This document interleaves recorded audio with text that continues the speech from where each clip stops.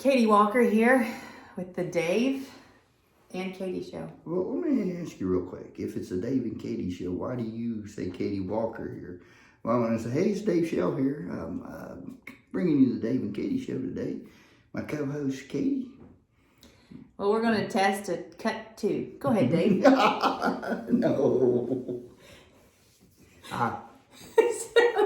So Dave and I are here today to talk about the three controversial words: police officer, psychedelics, and ketamine. Oh. Has anyone ever thought that it would be appropriate to say those three words in the same sentence? No, not at all. And you're going to get negative feedback on those three words. Mm-hmm. Yeah, I mean, it's unfortunate. It's. I don't like to say that stupid, but I mean that's what it is. Mm-hmm. I mean. So, speaking about ketamine, psychedelics, police officers, we're going to change their names to law enforcement officers. Yes. We're not going to say cops anymore. Mm-mm. None of the bad terminology. No. But the reason we're here today is to talk about the evolution of science as we go from police officers actually seeking care for themselves, utilizing ketamine infusions, which is still pretty controversial. Oh, it is. Yeah, I mean, it's starting to become accepted, but like you said, there's still some controversy with it. Mm-hmm. And then the other term called psychedelics. It's not even an option. So just truthful. So here's the thing, and we've had some really good conversations about these different pieces, but one thing that we kind of discussed was the interesting part in society is we're so close-minded we don't even know it. Oh yeah. And it's like being in a bad relationship, right? Or being in an abusive relationship. You don't understand the abusive relationship that you're in until you're out of it, right? And then you look back and you're like, oh my gosh, I can't believe I never saw it that way.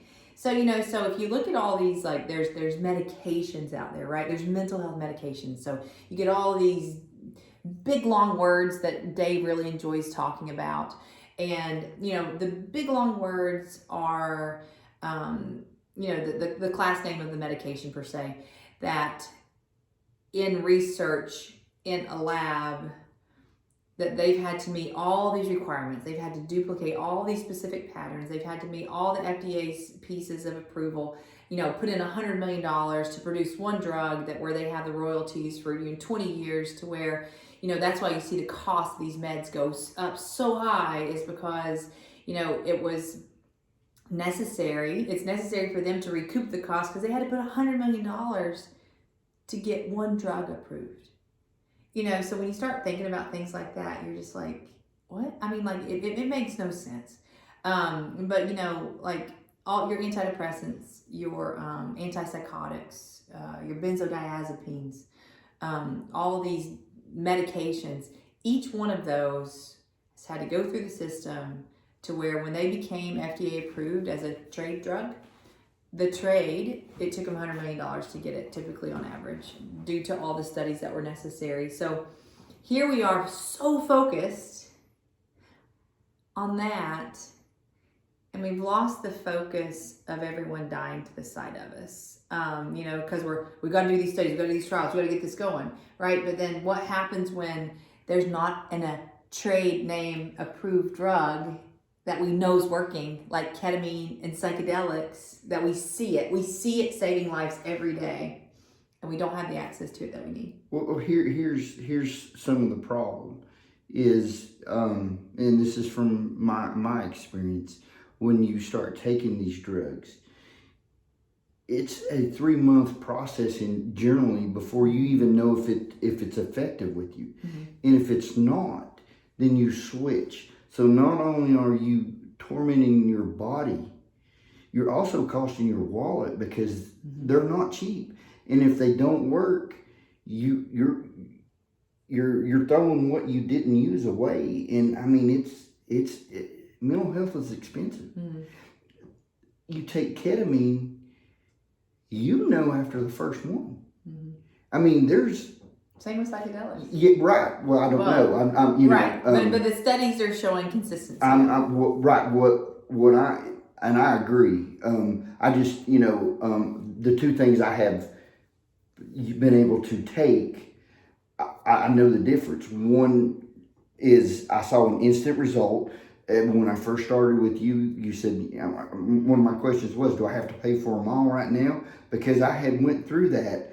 I couldn't pay for something if it wasn't going to work. Mm-hmm. And you're like, no, just pay for each one until you, and after the first one, I ended up paying because, I mean, it was instant. And, that's what you're talking about with the psychedelics, right. Yeah. Well, right. And the thing is when you take the pills, if you take your antidepressants, and, I think they are trying to classify a lot of those as antipsychotics, but when you take these medications, it feels like probably like taking a Tylenol. You don't really notice much at all. Right, it's right. And it's supposed to be, a growing effect over, 6 weeks, 90 days, whatever else, where you can kind of see, the synergisms if it's actually helping. The neat thing with ketamine and psychedelics, and this is one thing I really want you to focus on as to what you just said, it is a stark, so ketamine and psychedelics, there's a stark change in the way you feel when you participate with them. It doesn't mean that you feel better all the time after you do one. Oh no! After you do the first. And the thing is, you gotta remember that, because it'll fool you, because you do feel so much better, but you do have to understand it's a process. Mm-hmm. And you're there because you're not in a great place. It's not like it's not a cold versus the flu. A cold, right.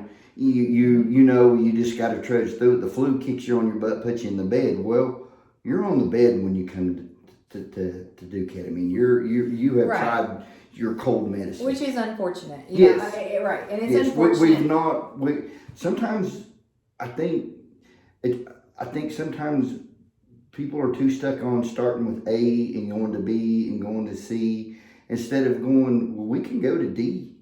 Right. It's okay to go to D. Right. If D gets you where we want to get you, let's go to D first. Right. Well, but what happens, so like in research, what happens with research is they start the research on the worst of the worst. Right. Yes. So you start way back here, and you do the worst of the worst. Then you do a little bit moderate, then minimal, and then then you can transition to adolescence, and then your last of the last people that you ever test anything on. Actually, we probably just avoid them completely. Are pregnant moms, that we just you don't test on those because there's huge ethical implications. So we've got these ethics down, and this is kind of a polarity. But we've got these ethics down on like, no, that's unethical. That's unethical. Like if somebody comes in and they've not tried an antidepressant, like that's not the process that you do. And it's been hammered into our heads so hard. But here's the piece. The piece is it's unethical that we're not providing these treatments to people that are dying. So the people are coming in and they're at a high risk, right? And if you don't feel right, or if you feel heavy, and this is something I've really pushed the company on, is if somebody comes to you and you can tell, you can see it in people's eyes. I mean, I've been in the medical field for a long time, so I can assess people, unfortunately, really well.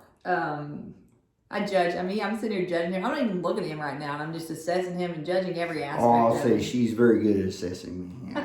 She knows. I can tell when he walks in if he's having a good day. Yeah, she can. Well, and I can do that with a lot of people just because I've been around it. But the ability for somebody to walk in who can't even hold a conversation, who's not slept for 3 days, who can't look in your eyes, can't even look up at you. They can't look up at you. It's just you can just tell this person.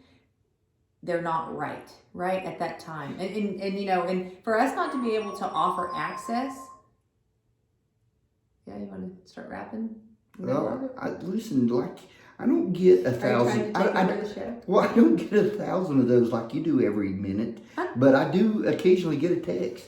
Occasionally. But Hold on. Her phone is like popping up every 13 seconds with something. You know, a notification. So she's just smarter than me and she has it muted, whereas mine's not. I have it preset, so while we're doing this, he understands that I'm important. Okay. Oh, I've got an alarm set. Oh, do you? No. Oh, see, see what I put up with.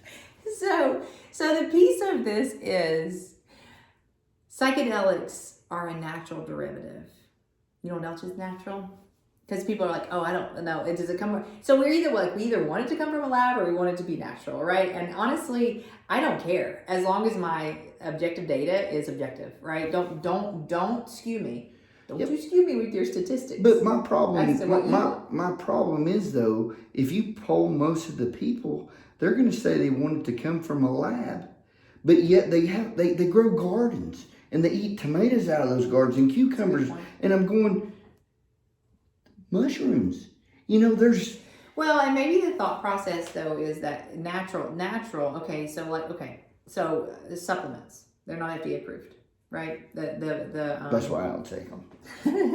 So vitamins are, so you can get a little bit different of a dose in each capsule or each supplement, tablet, whatever you want to pill. Right. You get a different dose in each one because the regulatory means aren't there like they are with all these FDA listed drugs. So the FDA listed drugs, I forget exactly how, maybe it's 30%, but they have to be within a very minimal range of the specific dose. In order to make sure that it's as streamlined and consistent as possible. So maybe one thing people are thinking about is when they look at lab versus look at natural, you can still achieve the same result of consistency with those pieces. But actually, here's an interesting fact. I read weird stuff. I do too, though. In the 80s, they actually, I think it was the FDA who stated that research in the outpatient world per se that was not in a controlled environment would not actually be recognized as research, right? Which is very unfortunate. So we've evolved ourselves from the 1980s to say, oh, hey, Dave, are you dealing with PTSD symptoms? Let me put you in a gown, let me put you in a hospital, let me get all these scientists because we want to make sure that all 500 pieces of our bullet points of our study is duplicated exactly the way in order to make sure that we have that result.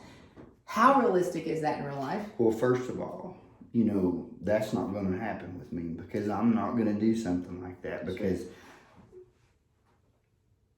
I've always said Revitalists it's about helping the person. Mm-hmm. It's not about doing it, you know, like what you just described. That to me is setting me up for failure. Mm-hmm. Because I'm not going to experience it the way it should be experienced. You know, one of the biggest things, and I really want you to talk about this because it enrages me, and I'm not smart enough to like maybe break it down like you can, but I get so mad that's a negative. Is I constantly fight these people about saying doing those treatments you're going to get addicted to it, and there's no way. Mm. You know, there's no way for me, and I have a very addictive personality. There's no way for me to get addicted to ketamine. Mm-hmm. Absolutely, but it's no different than me taking my blood pressure pill every day. It's only a certain amount, and that's all I can take. And I can't come into the clinic every day and go, I'd like a booster. You're not going to give me that. And it's interesting. So let's talk about what is addiction, right?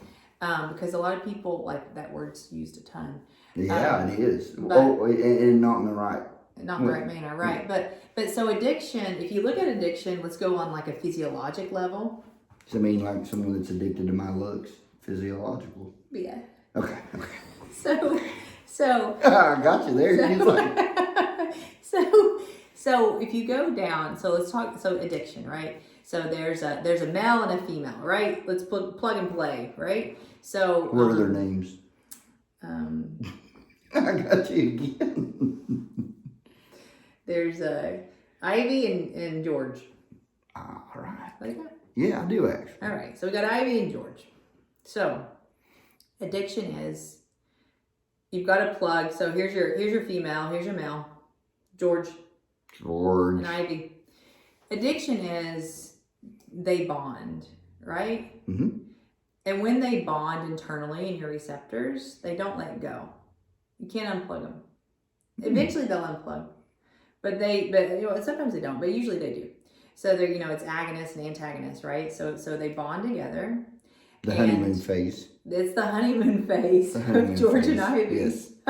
So when they're bonded, if you take more substance, your brain is going to upregulate. So that means that it's making another psych. When you say substance, you mean like bringing a ginger?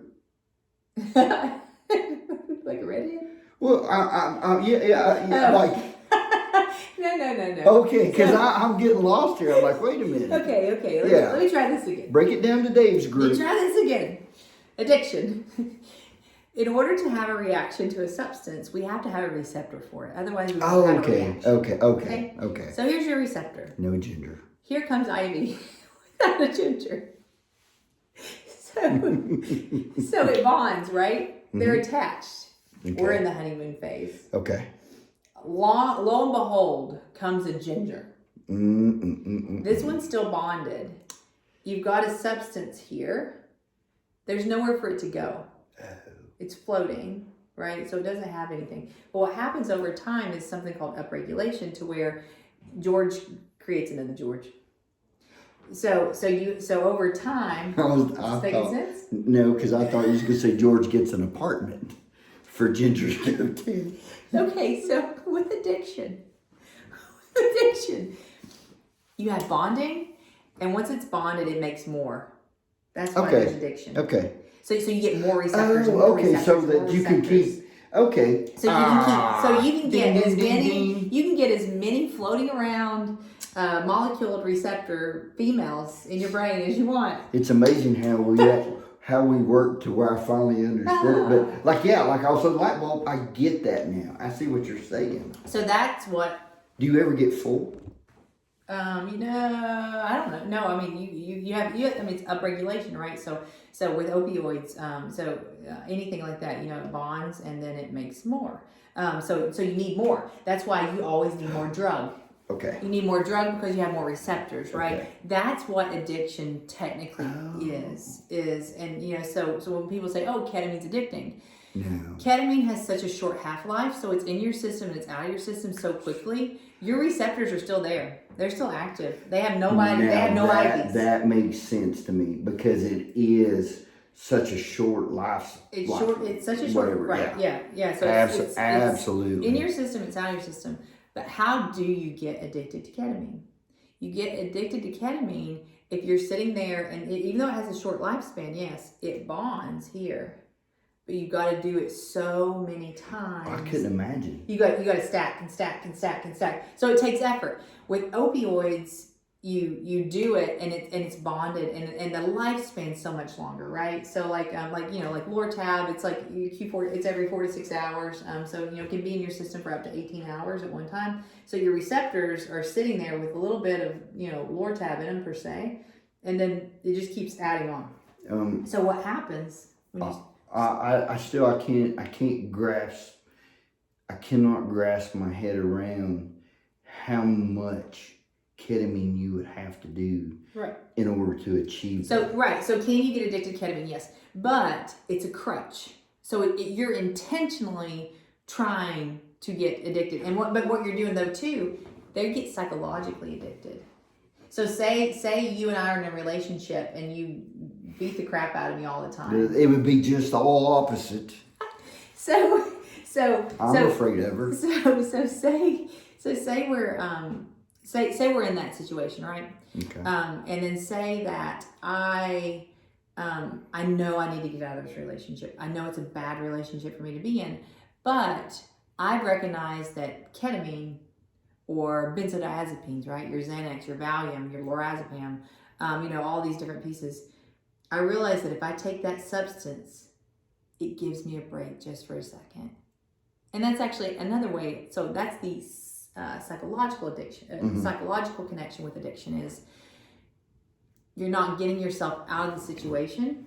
Like physically you're not getting yourself out of the situation, but you are taking a psychological break of the situation. So so just for a moment, I would be able to breathe, and actually that's how a lot of so there's a lot of people who are very much so addicted to benzodiazepines, and but they take those because they get nervous real quick and they don't know what to do with it, and that becomes your crutch. So if we could look at every substance that we take, that we put inside our mouth or shots or whatever else, if we could look at every substance that we take as a crutch, am I using this as a crutch?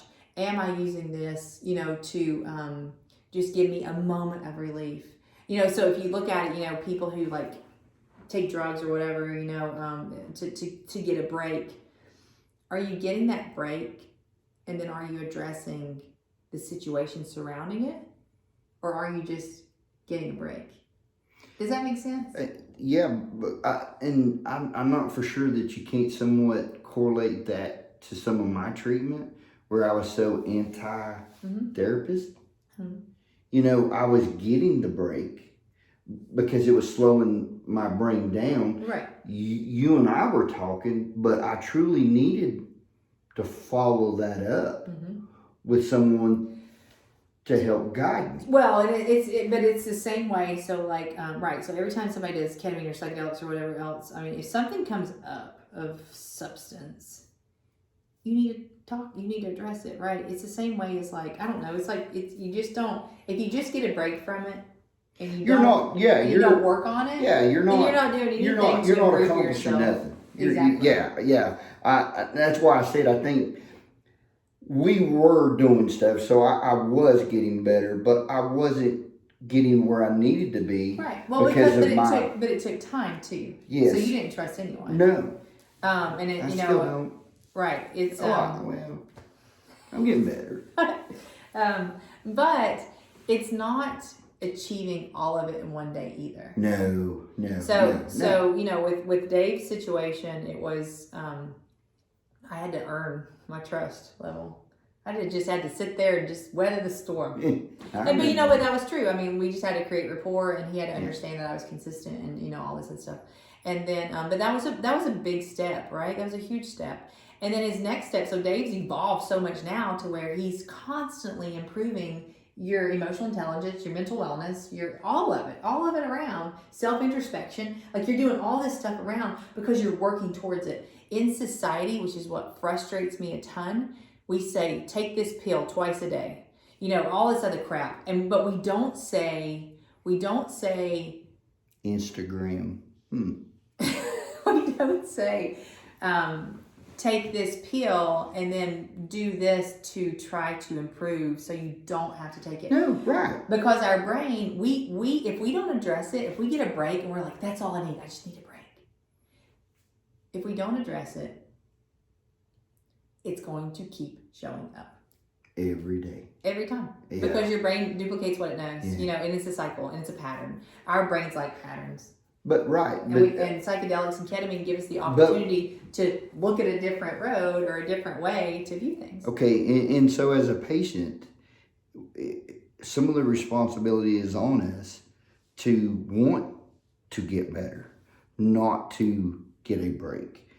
But we also have to have therapists, counselors, whatever, not being so stone-aged and, like you said, take this 2 times a day going, I have run into the therapist that doesn't want to be progressive or forward thinking. They want to do what's comfortable with them, which is start with A and go to B and go to C.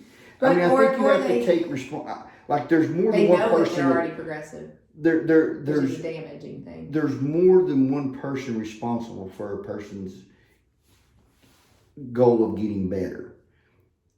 It takes more than one. It takes a team, and if you don't get the right team, you need to get away. Well, and Dave, I mean, one thing looking at that too is like the neat thing about psychedelics and ketamine is you do get that break. It gives you that breathing room to where you're ready to train. you're ready to improve. Because a lot of people, I think, when they're really struggling, they're like, I just don't know if I can do it. But right, and I get that. But the thing is, you know, and I don't know on the psychedelics other than what I read and stuff. And I actually I don't like reading, but that's one thing I've just like immersed myself in. But it seems to be quicker, like you know, like you feel it quicker. Like you feel a difference quicker, and it seems to be longer. You know, we're still trying to figure out. I read where they were using mushrooms on alcoholism, and you know, like you said, they start with the hardcore.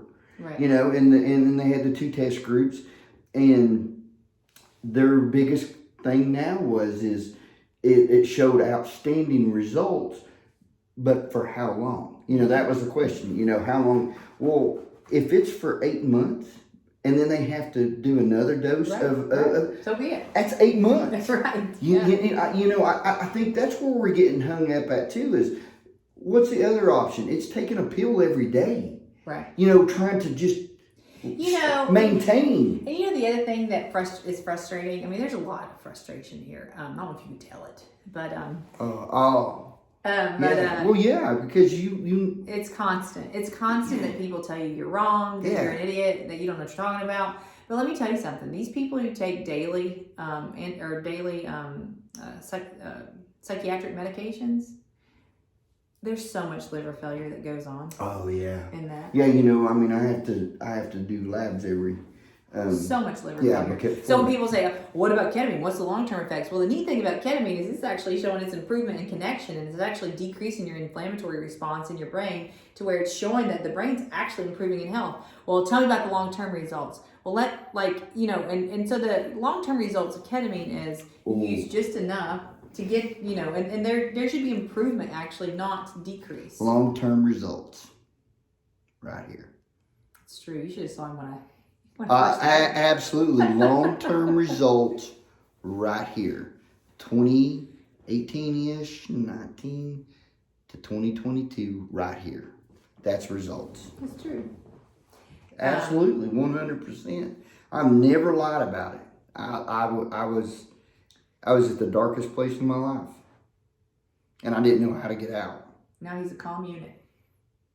Yeah, that's good. That's a good time to throw that in there. Yeah, thanks. Yeah, but I mean honestly, right here is how long? Well, right here it's still going. Right. And still improving. Yeah. Oh, yeah. I mean, I'm going to be honest. In the last 2 months, I've gotten confused, and I did a lot of talking about it because I no longer go to that low, and I don't go to the high either. You talking a beat when that happens. This is making me mad because she's got I don't know how many notifications, you know, and that is work related. I know it is, but so I'm learning. You know, I was used to hitting that bottom. And that became your norm. Yeah, that became my norm. And then when I did a booster, it was like, boom, the world, it was like going to Disneyland. You know, it was. It's like black and green. Yeah, and now I don't go to either place. Right. So now You're in the zone. Yeah, and I've not been in it for so long, like I'm having to learn how to be in the zone. Absolutely. Well, because we didn't know that it existed. Yeah. You know, that's a piece of it. Is there's so much out there like that. You know, once we become aware of it, it's like, oh my gosh, well, like, why was I torturing myself? Yeah, it's amazing some of the questions I've asked. Like, you know, I asked the other day, I was like when you're driving down the road, do most people, are they constantly thinking about things? Because, like, for me, I don't remember what it was like before I got bad. You know, I mean, the bad was so bad that I don't remember what a normal day was like before that.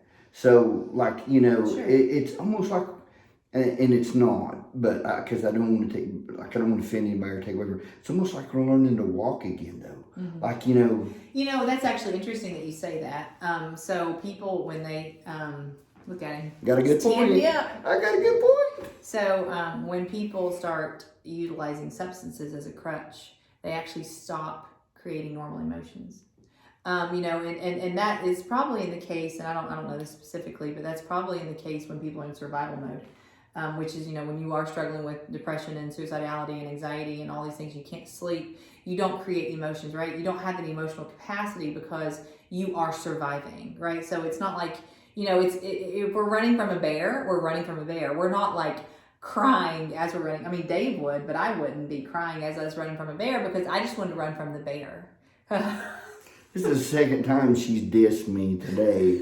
Once with a person that the first time I just met this gentleman and we're on the phone and she disses me bad. I mean, like beating down on that man. And now look here on the Dave and Katie show, she does it.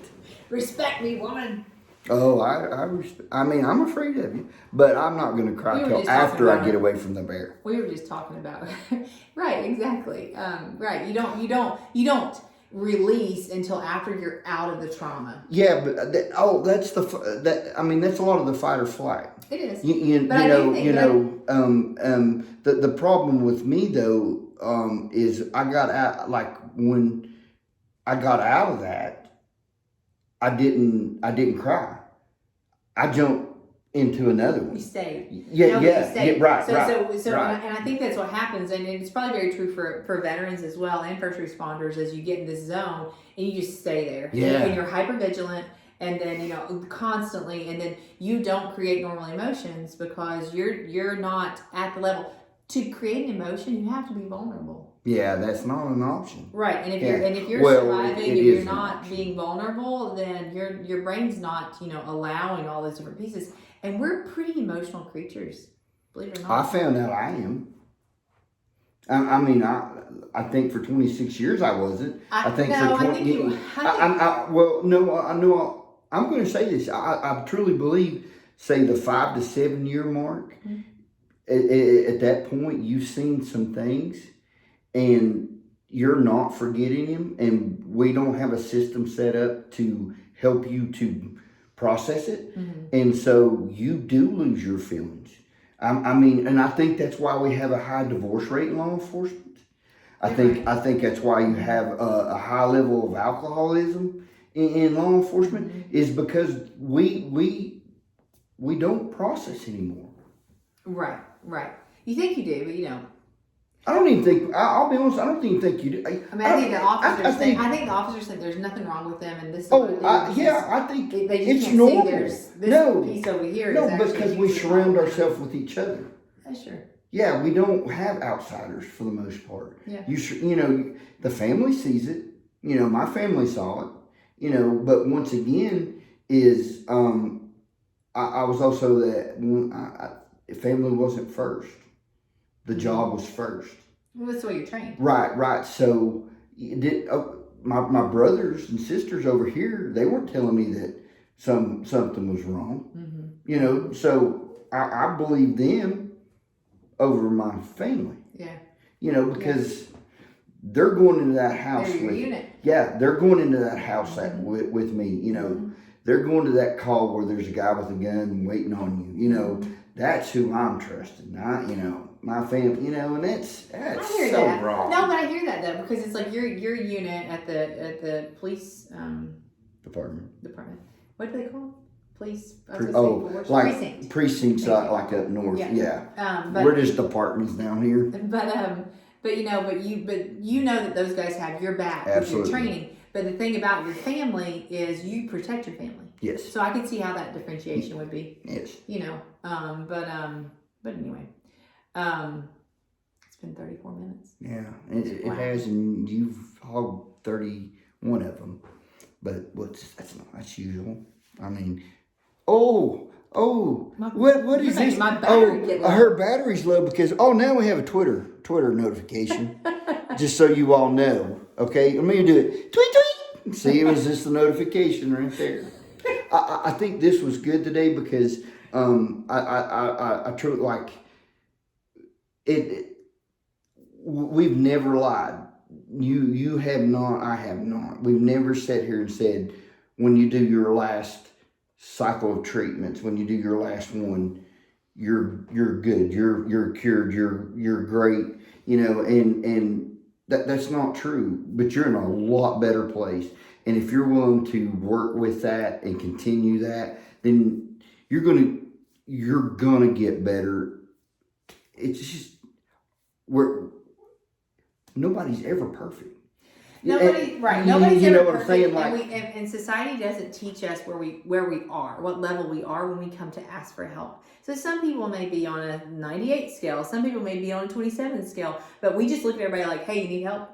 yeah, right. You know, and then we don't have any type of like grace on ourselves to be like, okay. And I always, when I was in the hospital, I always tell people when they were trying to heal from surgery and stuff, I'd always say 2 steps forward, 1 step back. And that's what this is. It is. It's a training program for the brain. Yeah. And can the brain improve? 100%. But you have to be willing, and I struggled with the 1 step back. Sure. But It's catastrophic thinking. Yeah. Mm-hmm. I mean, You're like, oh no, I'm failing. And for a while, I refused to acknowledge baby steps. Well, you didn't know how to. Right. Well, right. I say refuse, but yes, you're right. You didn't understand the know. details of it. Right. So that's a piece of it is, and I've told people this now, like especially with ketamine, I don't like to necessarily look at ketamine as healing because healing is such a term that's it's a big term. People probably have different definitions for it, but I think if you can look at ketamine treatments as a training program for your brain for more improvement in your mental wellness and your mental health, that's what it's like. Because ketamine, some days you go in and it's great, and you're gonna be like, oh my gosh, that was a beautiful infusion. Some days you're gonna go in, you're gonna be like, what the hell did you just do to me? Mm-hmm. But it's the same way as if you're training for, like a marathon or something per se. You're not gonna have good days every day. You're gonna have some good days, some bad days. You're just gonna have days to where you just got to push through it. You're gonna have injuries, right? Like my knee hurts or whatever else. Just show up, and then you're going to get to the end result. See that. But all that you said right there, you never said ketamine cures you. You're not creating false hope. If someone will listen, they'll understand that this is a process, mm-hmm. and there's multiple things to this process, mm-hmm. and if you do the process, you're gonna get better. Now, nobody ever knows how much better you're gonna get, and we don't know like you said, we don't know. You'll never know my 100%. I'll never know it. Right. I mean, never have been at 100%. Right. We don't know. Right now, this is probably the picture of normal. Well, I'm probably like if you're going to put percentages on, I'm like probably a 71 because that's a C, and then 42 on a good day.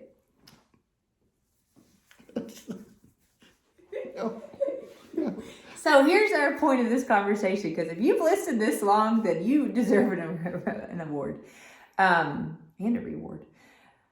But point of this conversation is psychedelics, ketamine, law enforcement, whomever else, first responders, veterans, adolescents, anyone who is potentially doesn't feel like they're at their best capability in life, and they may hate their life. They may not be able to sleep. I mean, if there's any type of negative things going on in your life, psychedelics and ketamine have the capacity to change that. But you have to participate too. Yes. So we've got to go against society right now and saying, oh, take these pills, take these 8 pills every day. You know what? Every time you take a pill, you should be working on your mental health.